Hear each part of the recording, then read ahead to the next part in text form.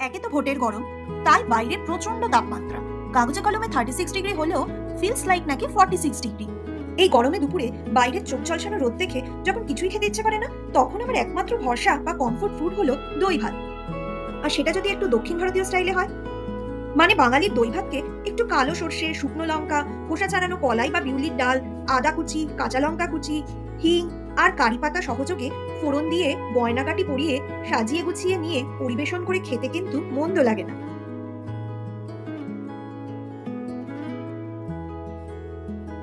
এরপর ওপর থেকে একটু ধনেপাতা কুচি আর নুন দিয়ে পুরো ব্যাপারটাকে মেখে নিলেই কেল্লা ফতে।